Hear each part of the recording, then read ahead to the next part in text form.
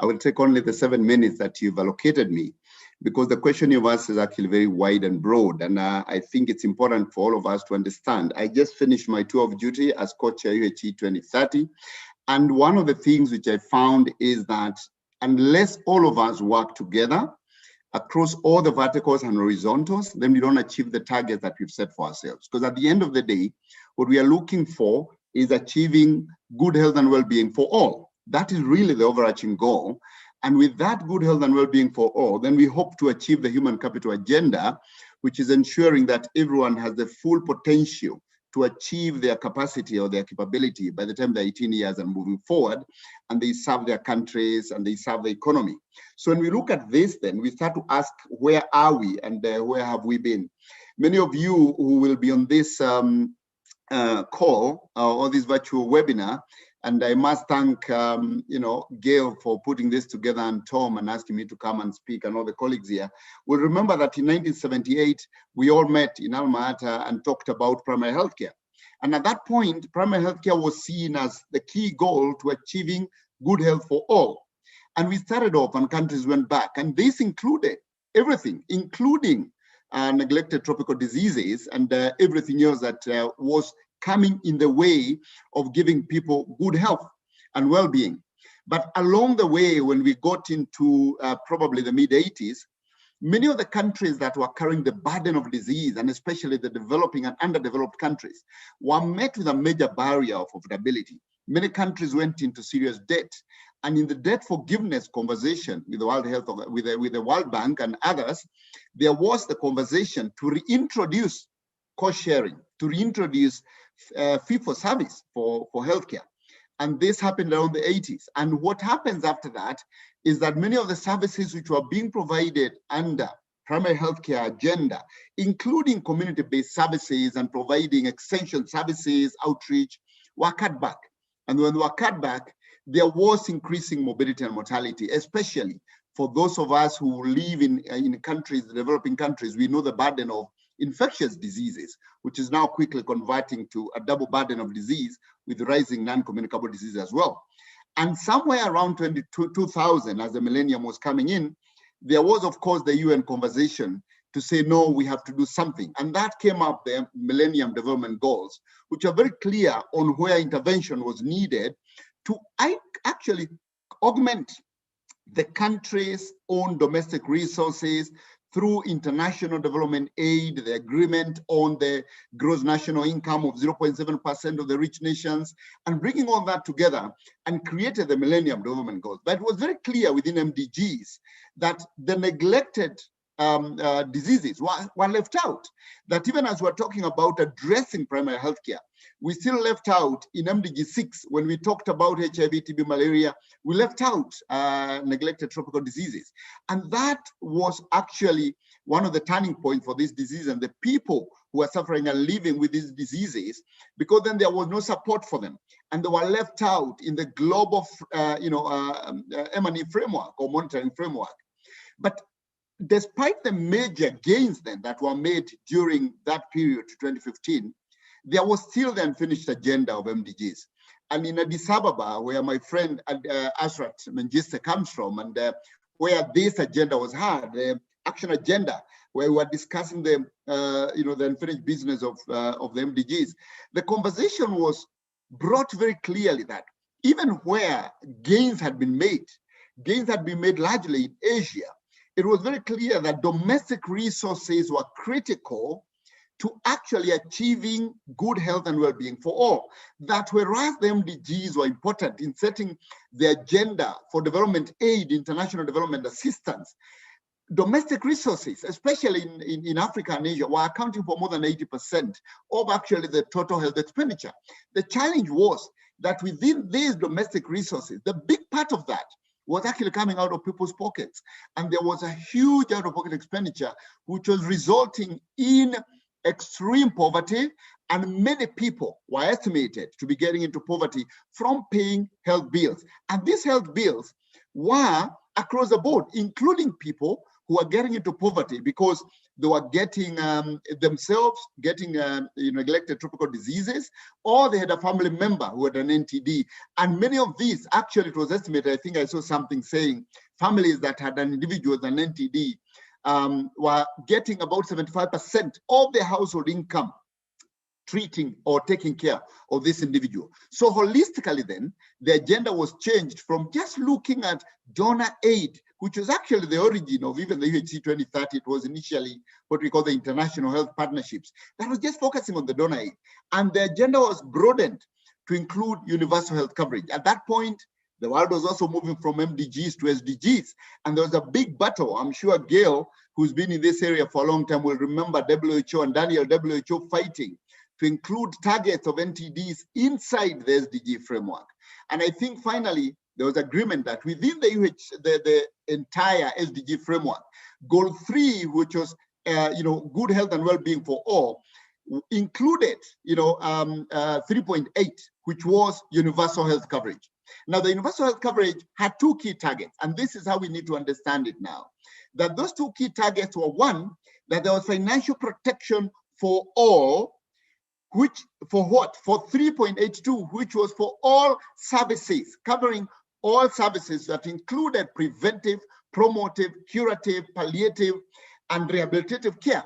And the question was, how do you achieve providing all essential services of optimal quality for everyone without leaving anyone behind, while removing the financial barriers? And that is really UHC, that somebody who has an NTD should be able to access all the services they need without financial barrier, with financial protection. But beyond that, that we must protect people against NTDs by doing what was necessary: preventive chemotherapy, providing water. In fact, this is why the goals in SDG 6 on water are also part of protecting against NTDs. So when you put all this together, then you start to see why it is critical that the NTD community must join up with the UHC community, because without universal health coverage, we cannot, without SDGs for 2030, inclusive of goal 3 of good health for all, and including UHC, we cannot achieve the goals we've set ourselves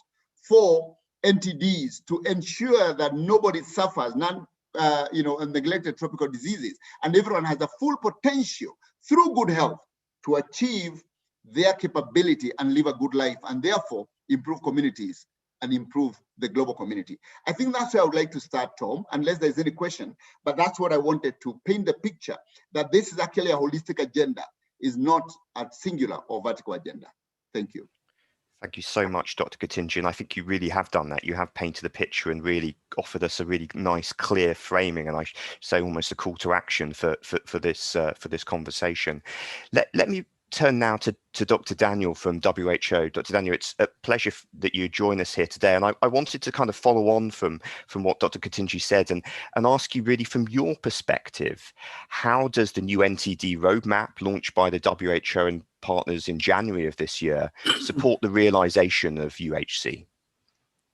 Thank you, Tom, and thank you also for inviting me to this very interesting sessions. Really, I would like to follow up with what Dr. Gatti has already described very nicely. The NTD roadmap, as you all know, has set ambitious targets to be achieved by 2030. This attainment of these far-reaching targets relies on 3 fundamental shifts that require a concerted action. The first one of this fundamental shift is bringing impact through the acceleration of programmatic action by facilitating technical progress in each area. The technical progress, when you unpack it, has several components, including the scientific understanding, along prevention, treatment, and diagnostics, and the strategy and service delivery, and also the enablers, the advocacy and the funding of these programs. The second fundamental shift is in intensifying cross-cutting approach. This one is moving away from the traditional siloed disease-specific approach by integrating across entities, as well as by mainstreaming within the broad national health system in the context of universal health coverage, and providing coordination among and also within and beyond the health sector, so reaching to other sectors and bringing in the multi-sectorial aspect or approach. The third one is changing the operating model and culture. Do entities need to continue as externally driven programs, externally owned programs, or should we facilitate a greater country ownership and leadership? So the major beneficiaries of the impact of the NTD programs are the countries themselves, bringing that ownership and leadership to the country. These are so the three fundamental shifts of the NTD roadmap. So coming to the skin diseases, generally, globally, skin diseases are the third most prevalent causes of illness, and among the top 10 non-fatal disability. They are also part of the 10 most common reasons why people seek treatment in hospitals, in many countries. Now, among the NTDs, over 50% of the NTDs have or they present predominantly with significant skin manifestations that lead to various forms of disability. So the new roadmap advocates for intensified cross-cutting approach at the vast and diverse nature of the entities. It could not be addressed neither in a cost-effective nor in a sustainable manner with a disease-specific siloed approach. These diseases and disease groups and the corresponding response must involve not only health sector, but also the broader public and private sectors. The integrated approach of the management of skin entities is well aligned to this principle, and it contributes to the greater ownership and leadership by the national programs and the long-term sustainability, the cost effectiveness and the efficient use of limited resources, and also to expand the coverage of services to reach everybody, to improve also case detection. The goal of the integrated approach is to reduce, final goal is basically to reduce morbidity, disability, and psychosocial impacts of debilitating skin entities. Disfigurement resulting from scars of cutaneous leishmaniasis lesion, on the face or on important parts of the body, disability resulting from Brule ulcer or advanced lymphedema, or consequences of nerve damage in leprosy, and also amputations in mycetoma, depigmentation in onco, the lymphedema, in podoconiosis, and the bone destruction coming from use infection, which all this lead into mental depression.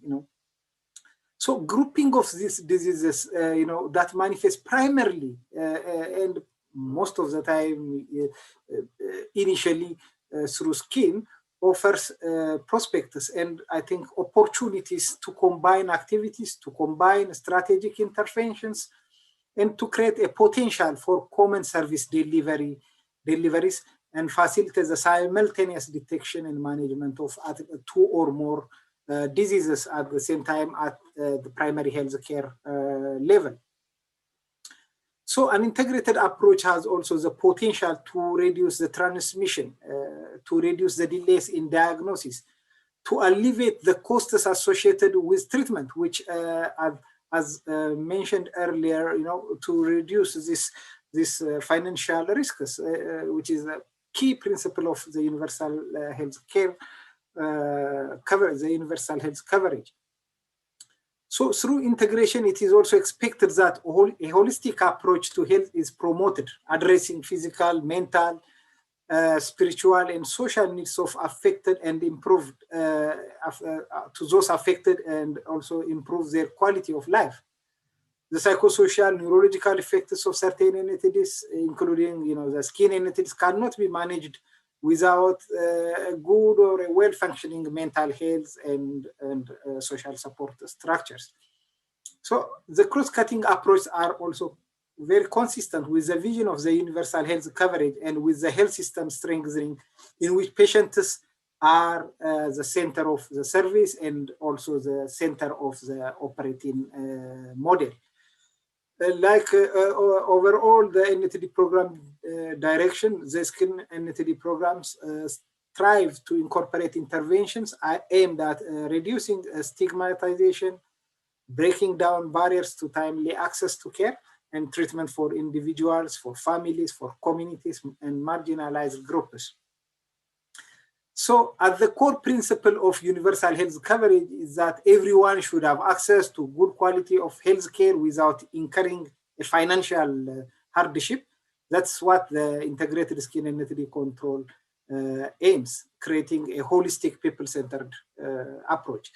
The integrated skin NTD platform helps us to bring common and needed services at the primary health care and also at community level to address the most disadvantaged section of the community and enabling the vision of the universal health coverage for all and the SDG goal of 2030, leave no one behind. We cannot leave this kind of population behind, which normally are marginalized or disadvantaged by various circumstances of life. Thank you. Thank you so much, Dr. Daniel. I think what you and colleagues and partners with the WHO roadmap have really given us a framework to mobilize partners across the world and particularly member states to really drive forward actions to overcome NTD. So thank you so much for your efforts in shaping the NTD roadmap and for launching it. And I think we're all with you in terms of taking it forward. Now I'd like to, rather than going to the next panelist, I'd like to just for a moment pause and introduce you to a short video we would like to share with you, and it focuses on one of these skin conditions that we have already touched on, podoconiosis. If you don't know, podoconiosis is a severe disabling disease of the lower leg triggered by prolonged exposure to irritant minerals in red clay soils in many countries around the world, and we still haven't fully understood the extent of podo, and much work is still needed around the mapping of it. And mobilizing interventions to treat and control it. But podo has enormous physical, social, psychological, and economic implications for the individuals infected. And we now want to show you a small clip from a film called Tigris, the story of a girl with podoconiosis. And it's directed by a visual ethnographer called Leanne Kremers. It was produced in 2020. And we feel it really illustrates some of the some of the really terrible consequences and challenges for people living with podoconiosis. Over to you, Matt.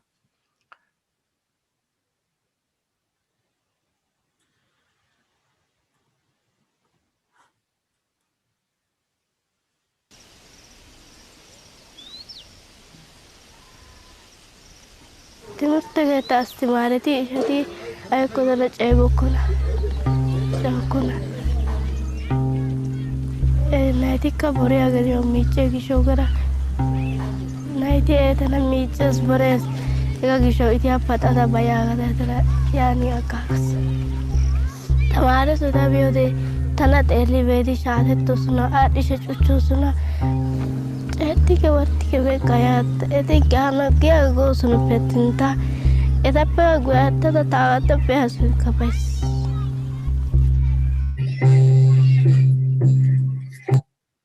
Apologies, but people are able to see that.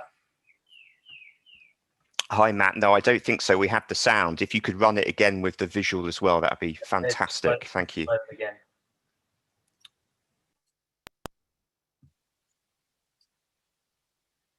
Is that coming through okay? Yes. Great, thank you.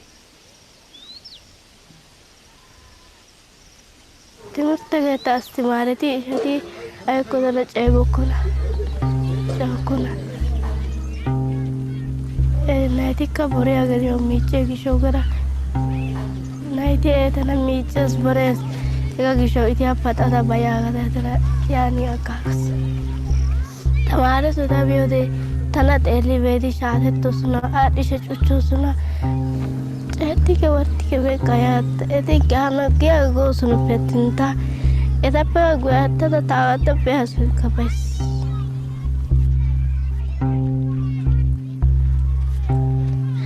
Kayak itu lagi sih.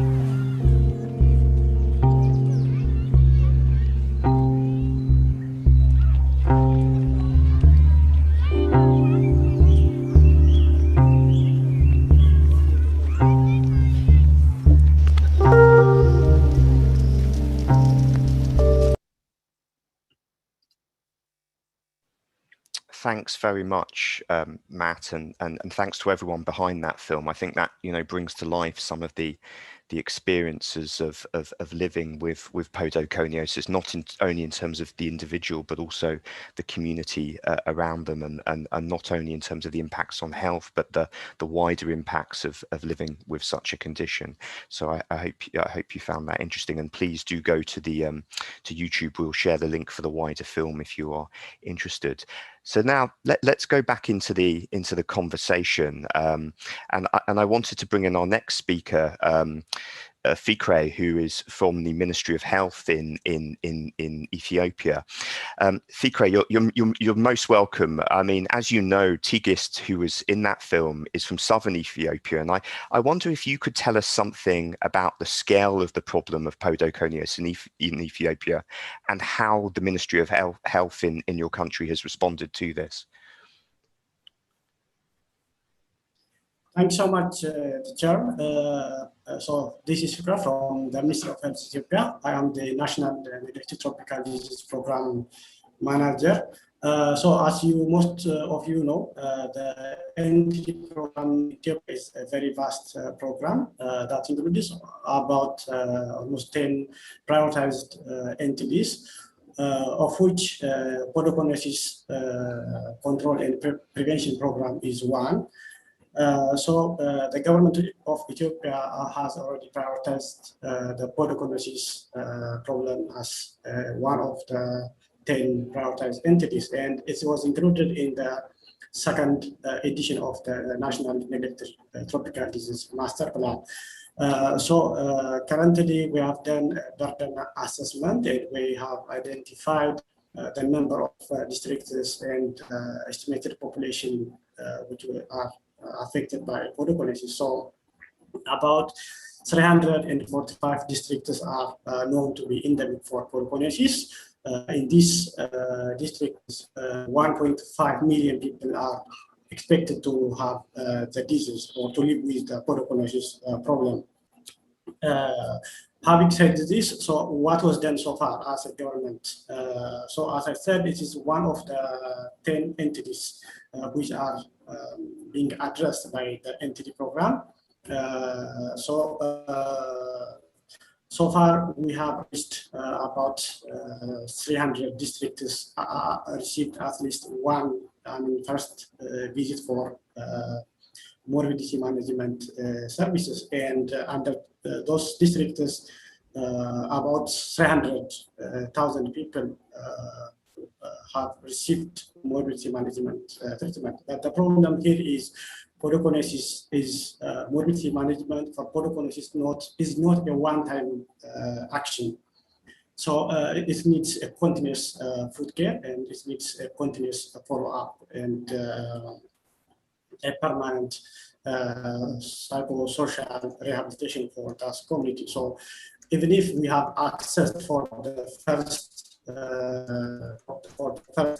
service, so there is a gap in addressing all the challenges that is being impacted by the podo. So there is a big gap in socio-economic rehabilitation, and there's a very big gap in addressing their physical environment and their economical capacity to lead their family, and as a community as well has a big gap. So currently we are trying to by mobilizing the domestic resources from the government and from some donors, we are trying to scale up the service, as I said, in about 300 districts. So we are trying also to bring on board the local, some of the local universities to link the universities with their nearby community. So that we have so far we have established one training center, which is Arvamint University, for those who know the area well. So Arvamint University is taking the leadership to manage the podoconiosis program in their locality, around their community. Of course, we have also a plan to expand the teaching and research center in other universities like Amhara and Oromia regions. But the big constraint or the limitation to do this is all about the resource. So we need, as you know, as I said, the program is very vast. So 300 districts is very big. So the domestic finance alone can't reach the service to those all districts. So we need to have a capacity building or to provide technical training for health center and health hospital staffs to provide morbidity management service. But as you know, there is a high staff turnover. So there needs to have a constant training, and of course, along with the training, there should be also advocacy for decision makers, political leaders, and so on. So the podoconiosis is as such a big problem, but it's not yet advocated well like the other entities. Like I can mention trachoma, I can mention other 5 entities especially. So those are well advocated by the partners, of course, the WHO as well, but for podo and other skin-related diseases, including cutaneous leishmaniasis, still this needs a big advocacy for both the national decision makers as well as for the global community as a whole. Yeah, this is what we have done so far. So for any question and comment, please welcome. Fantastic, thank you, Fikri. I think that gives us a good picture of the efforts in Nigeria, in Ethiopia, led by colleagues in the Ministry of Health and with partners. And there's progress made, but still much work to do as well. Dr. Azra, I just wanted to turn to you really briefly and just hear from your perspective as an experienced practitioner working in both Ethiopia and in other parts of Africa with various governments and other actors. What are your thoughts in terms of what you're seeing on the ground with podoconiosis in Ethiopia, and other reflections you have, in particularly in terms of connecting UHC to the efforts to tackle podoconiosis? Thank you, Tom, for the invitation. I think Fikri very well explains the level of the podoconiosis problem in Ethiopia and the activities then which are underway.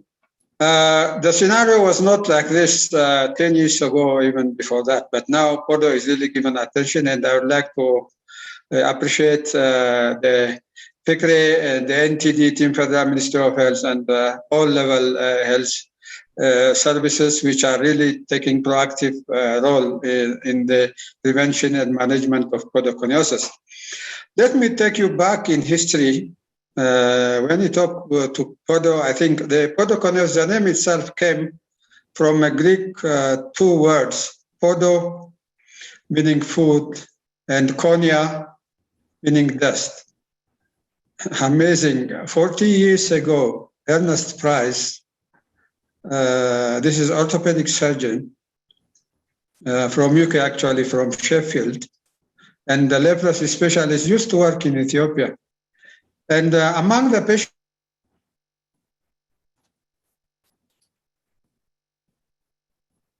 the higher altitudes where the red clay soil and the like, and then he published a couple of documents, and even he is the one who named this disease as podoconiosis 40 years ago, I tell you. And he even mentioned that wearing shoes regularly would have prevented this disease.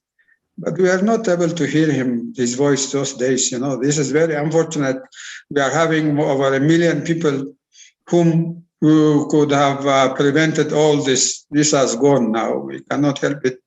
But to make things worse, what was happening before 10 years was that no attention was given for those who were affected and they became disabled. When you are in Ethiopia or other countries, maybe African country scenario, even having 2 good hands, 2 good feet, making a living is very difficult. But when you are disabled, and especially also when you are living in a society not much caring for the disabled, it's really a thing which is heartbreaking. Now, since 2010, different researchers, even before that, like Professor Gale and others, brought this podoconiosis issue to the sunlight, and now it has been given attention. As Fikri has mentioned, from 2013, podoconiosis has been considered as a priority disease, NTD disease, and it has been given attention. And a lot of things has happened since then. So the program is still on its infancy, but a lot has been achieved. More than half of the districts have initiated really preventive work and initiated also a treatment of dysphagia. Over 200 patients has been treated. And Tom, as you mentioned, I just wanted to add a few points on the treatment aspect. I tell you, I've been dealing with it. It's really a very rewarding treatment. Just basic self-care issues, which can really reverse the disability and the like. It's a low-cost, high-impact intervention. And I have seen myself witness transformations of the lives of many individuals with this problem, with this basic, and it costs like maybe $20 a year to maintain the self-care of these patients who their life could be prevented and they can start working and the like. So I just wanted, before I finish, to recognize all those actors in this field to bring this change. And I think these actors will continue working on the future, really to finish the unfinished agendas which Fikri has mentioned. And among those is NAPAN. In 2011, a network of international and national organizations working in Ethiopia in the field of podoconiosis established this network, very energetic network, and a lot of other partners also supported the establishment of this network. And this was coordinating the preventive and preventive aspect of podoconiosis and treatment of the patients, all these activities with the support of Ministry of Health. So many health workers have been trained on the management of these patients and also on training of the patients themselves, how to take care of themselves. And I think we need to congratulate NAPAN for this work. And again, also, it's really very important recognizing certain stakeholders who have contributed on this. Brighton and Sussex Medical School, Liverpool School of Tropical Medicine, really like Big Lottery Fund has been funding the program for many years. And I think it will be unfair if you don't mention at this occasion like support from Tom's Shoes USA. You know, the most important thing in the podo work is preventative work. And through NAPAN, a lot of public awareness was going on in elementary schools, in most elementary schools, in many elementary schools in the country, through organizing podo clubs in the schools. And it was spectacular, really, to avail shoes for those students who were coming barefoot to their school. And this was with the support of Tom's. Tom's actually, between 2013 and 18, donated over 2 million pairs of shoes And it was spectacular, really, to see how this was a great tool, really, to propagate to the advantage of shoe wearing and the like. So with this, I think with the recognition, as Fikri has stated, most of our achievement, we have energetic organizations who are really convinced that intervention is very productive, and we hope that by 2030 we will eliminate, as podoconiosis will not be a public health problem in Ethiopia, and everybody is working on this, and Federal Ministry of Health is strongly with us. Thank you very much for your attention. Thank you, Dr. Azat. That was great. And I think, and this has been said before, but I think it comes across in what you said and what others have said too. I mean, perhaps what we're talking here is not really about diseases being neglected. We're talking about people being neglected. And I think this is what's really, really comes across, particularly when you're talking about, issues around prevention. So let me move swiftly to our next speaker, Gretchen Stoddard. Gretchen, you're very, very welcome. And let me pose a question to you as a funder of programs. How did you and colleagues at the Izumi Foundation first get to hear about PODO, and then go on, and I believe since 2016, to commit to supporting podoconiosis interventions? Great. Thank you so much for that question.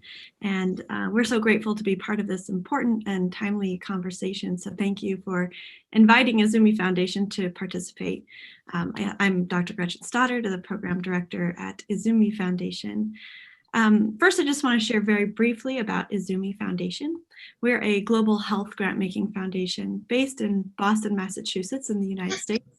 And we work with partners in sub-Saharan Africa and Latin America on a variety of public health and direct medical service programs. So the mission of Izumi Foundation is to help alleviate suffering through the support of health programs around the world. And a core value of our mission to alleviate suffering is to take a compassion-based approach to our grant making and our partnerships.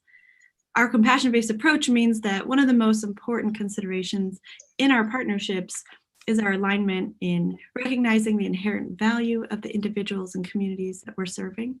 And for us, this means being rooted in authentic empathy and dignity for all people, and recognizing our interconnectedness as humans. So Izumi has been operating for over 20 years, and supporting NTD programs has been a pillar of our work throughout that time. And one reason we have been so committed to NTDs is because of our mission to help alleviate suffering.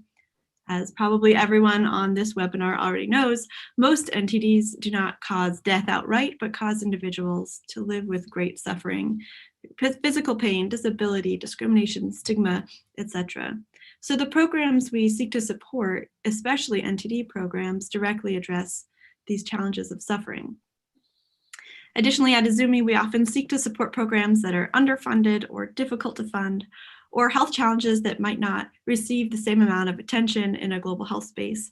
So you can therefore understand why we were interested to learn about podoconiosis. It's not as well known, it's underfunded, and of course it causes true suffering. So we first met Footwork at the end of 2014 at an NTD conference in Ethiopia. And honestly, despite working in NTDs for many years, this was the first time we were learning about podoconiosis. So through ongoing conversations after that initial meeting, we began supporting Footwork's partnerships in Ethiopia in 2016. And we've been supporting them over these last several years, and now have added some additional support to some Rwandan programs as well. So I just wanted to share a little bit why we believe our partnership with Footwork has been so successful. First, we are aligned in our missions to keep the individuals and families and communities at the heart of our work. PODO is preventable and treatable, but it requires community-based behavior change and education, which can't be accomplished without trust.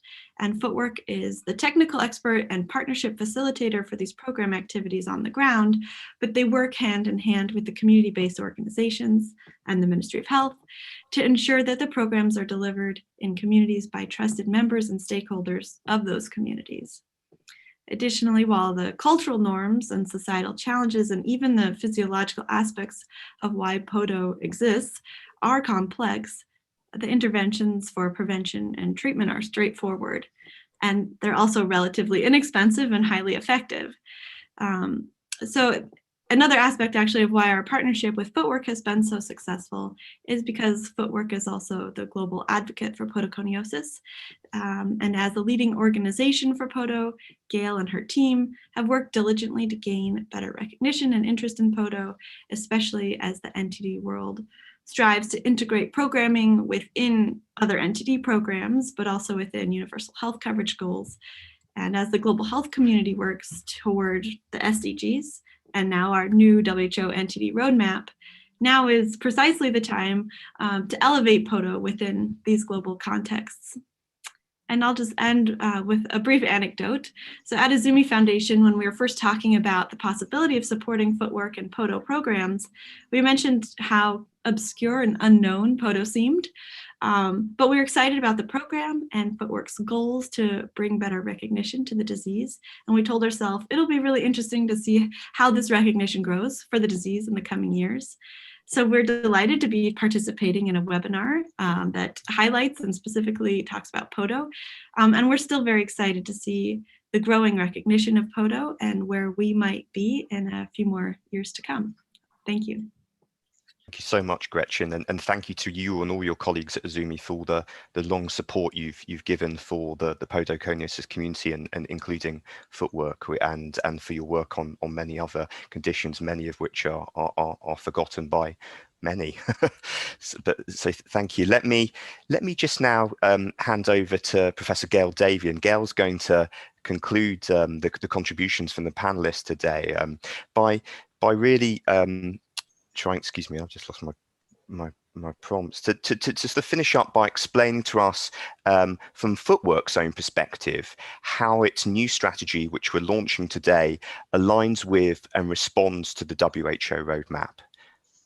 Thanks so much, Tom, and thank you to all the panelists. It's been very moving listening to you, and sort of as you've linked the current priorities in global health with the lives of those affected by Podo, a condition so close to my heart. So Tom, in response to your question, I think I'll take you back to 2012 when Footwork was founded to raise awareness of Podo. And as we've heard, it was a condition previously so neglected as not even to feature on lists of neglected tropical diseases. But sort of since that time, evidence-based advocacy by academics, public and private partners has enabled big advances in understanding. So now we know, for example, that Podo exists in at least 27 countries across 3 continents. As you've heard, it can be both prevented and treated, and it's likely to be the only non-infectious condition that could be entirely eliminated. We also now know that Podo is so much more than a biomedical issue, and several of the speakers today have mentioned this. It's a condition that reflects deficiencies in social justice and development that go way beyond public health. So in addition to knowing all that, Footwork has succeeded in bringing Podo to the attention of the neglected tropical disease world, with a steadily increasing number of endemic countries mapped, and now including Podo in their health system responses. And Footwork has also succeeded in forging partnerships and alliances with disease communities and development approaches that have synergies with Podo prevention and treatment. And I particularly want to thank today those of the Lymphatic Filariasis and disease management, disability and inclusion communities who are on this webinar and who have gone out of their way to welcome this sister condition. But this is not enough. We estimate that globally, only 5% of people affected by Podo have accessed treatment to date. So there are hundreds of thousands of people like Tigist who are still unaware that their stigmatizing, disabling condition can be treated. There are millions of people who do not know that their children can be protected from Podo simply by wearing shoes. We're impatient for more affected people and communities to benefit more quickly. And this is why Footwork undertook a strategic review last autumn and now explicitly aligns its streams of work with broader priorities in global health, with universal health coverage, with the cross-cutting emphasis of the new NTD roadmap. And Matt is now going to share a summary infographic which brings together the 3 streams of our strategy from 2021 to 25. So these 3 streams are improving lives, bringing together, and evidence-based advocacy. Starting on the left with improving lives, this is first and foremost our focus. So we want to enable universal access to interventions to improve the lives of affected individuals and communities. Affected people are central to our work, which is why it was so important to include Tigist's voice today. Improving understanding of PODO by governments as well as communities is key to improving lives. Footwork will provide technical assistance to governments, NGOs and international agencies to ensure, first, that where necessary, PODO is included in NTD master plans, and second, that the cross-cutting approach championed by WHO is played out through integrated cross-disease approaches to treatment, mental health care and inclusion. Secondly, bringing together. Footwork will continue to work collaboratively to support the endemic country decision-making that's so central to the new NTD roadmap. Footwork will keep supporting the creation of national podoconiosis technical working groups and networks of implementing partners, as so clearly described by Dr. Abstract just now. We will continue to create fora so the voices of patients and affected communities are heard and listened to. And lastly, evidence-based advocacy. This has been really core to the emergence of footwork. We will continue our leading role in facilitating and collating evidence to inform a global elimination strategy for PODO. While the biomedical base for PODO control is steadily building, recognizing PODO also as a challenge for human development and social justice is vital. Footwork is the only organization in the world dedicated to enabling and championing a world free of PODO. We're committed to strategies that will hasten universal health coverage and that are fully aligned with the WHO NTD roadmap. So to our loyal advisory group, technical committee, funders and supporters, thank you for your partnership to date. To those new to Footwork, join us on this exciting journey as PODO finally steps out of neglect. Thanks very much. Wonderful. Thank you so much, Gail. Thank you for sharing the headlines and the exciting pillars of the new Footwork strategy, and I really hope that those on this webinar will engage with Footwork as the strategy is implemented and explore ways for collaboration. Now, we only have officially a minute until the top of the hour here, but I think it would be really wrong for me not to just try and take a couple of minutes, because we're getting some nice questions in from our audience, and what I would like to try and do is just bring some of those questions together into a couple of questions to get our panelists' reaction to. There was a number of questions around the NTD's list as it's described for NTDs from WHO. There's a lot of talk also around mobilizing domestic financing for NTDs, and I think that's what leads me to wonder about, and particularly as we frame this webinar as really more strongly connecting UHC with the NTDs, if there are lessons to learn that we can share, or perhaps more opportunities that we should explore for lesson learning between advocacy efforts in particular, because so much of this, as we all know, is around political will and commitment. But are there lessons to learn for advocacy efforts between universal health coverage and NTDs? Let me put that question to our panel. And I mean, Dr. Katinji, do you have any thoughts, particularly as a huge global advocate for UHC, where you think there are lessons that we can learn between the UHC movement and for those people who are perhaps primarily focused on NTDs? Thank you, Tom, for that. Now, I know there is not much time, so I'll focus this on just saying that the biggest lesson to learn is that domestic resource mobilization augmented by international help and integrated is the way to go.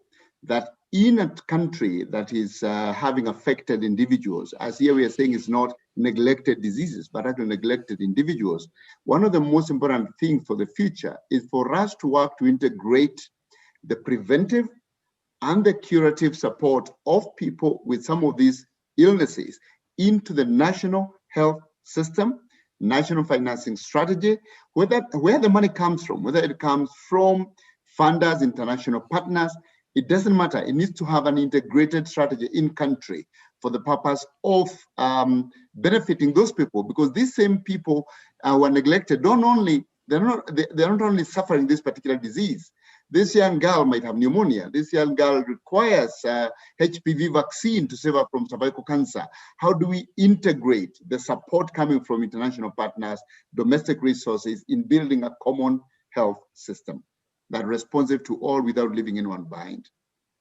Thank you, Dr. Gatinji. That's really great. I wonder if anyone else on the panel would also like to respond to that question. What are the lessons that we could learn in terms of those of us who are focused on universal health coverage and others on NTDs? I mean, clearly one of the things we want to do is kind of break down those silos and really learn and support one another, because we have many shared goals. I mean, Dr. Daniel, from your perspective, do you have any thoughts in terms of how we can, where there's lesson learning and opportunities for stronger alignment? Yeah, definitely. I think definitely, as I described earlier, the cross-cutting approach is really the way to go. The integrated approach is really the way to go, because if we want to establish individual disease-specific vertical programs for each of the diseases, even in the entities, we say 20 entities, but basically there are not 20 entities, probably 30 diseases or so. They are categorized, and packed into disease groups. If you say soil transmitted helminthiasis, it's not one disease. It's it's a pack of diseases. When we say deep mycosis, we have several deep mycosis. We have chromoblastomycosis, we have sporotrichosis, we have coccidioidomycosis, a lot of them. So if we want to establish a vertical program, be it care, be it prevention, that is why I think an integrated approach for the skin entities makes sense and is also aligned to the universal health coverage. Why? If you go disease by disease, take Podo. Why Podo is not included in entity? Why Podo is not featuring? Because of number, you see. However, when you see the preventive aspect of Podo, is the same as with other entities. Just a simple wearing of shoes prevents Podo. Simple wearing of shoes may also prevent other soil transmitted helminthiasis and so on. Wash helps different entities. The lymphatic management of lymphatic filariasis also helps, is the same. The principle is the same. The wound management, the principle is the same. So there are a number of the health education that community health workers need to go out and teach the community, the social mobilization aspect, the stigma, and so on and so on. All are similar. So that is why if we create a kind of platform that different services, these services can be grouped together, and these combined activities or interventions can be delivered, this will help the health system to strengthen the health system. We will not overstretch by bringing in several, different components of a program, but rather in a more integrated way. This can be delivered at primary health care level. So, I think this makes the services also more affordable, more accessible to communities affected by these conditions. So I think many countries have understood, they have really appreciated the new roadmap, they have participated in its development. I hope if we really try to implement it, it will address a number of issues. Whether a disease is in a WHO list or not, it doesn't matter. What matters is bring the services in an integrated manner, then you do not discriminate any patient because of its diagnosis. Thank you so much. Yeah, and I think that's a really strong point to conclude today. Actually, that we should be thinking about how we can really build integration across different sectors. And different movements, and with a range of partners. So let me, because I'm very aware of time, and also both for our panelists and for those of you in the audience who've so kindly taken the time to join us today. Let me thank you so much for joining. Thank you to our panelists. Thank you to our audience. Thank you to all of you who've posed questions. I'm sorry we didn't have more time to kind of explore those with you, but I hope those are things that we can, and we certainly will, feed into the work that Footwork will be doing around the implementation of its new strategy, and to engage with you, I hope, in doing so. I'd like to remind you all that the recording will be available on the Footwork website of this webinar and on the YouTube channel in due course. And of course, we'll be emailing to all participants after today's webinar with those links, as well as the link to the new strategy. We hope you enjoyed the webinar today. We hope you feel motivated by it, by the discussion, by the excellent points made by our panelists, and that you'll read the new strategy, and that you'll engage Footwork, and you'll help support and champion and partner with Footwork and all those other actors, given this vital need for a multi-sectoral approach, who are concerned with not only with podoconiosis, but with a range of other NTDs as well. So a final call really to just say, let's work together. Let's, in terms of building commitment and action, to build a world free of podo, a world free of many, many other NTDs as well. And we hope that this is both the NTD roadmap that was launched in January, and this Footwork webinar today will be moments that we can all come together and support this really important cause. So thank you so much for taking the time, and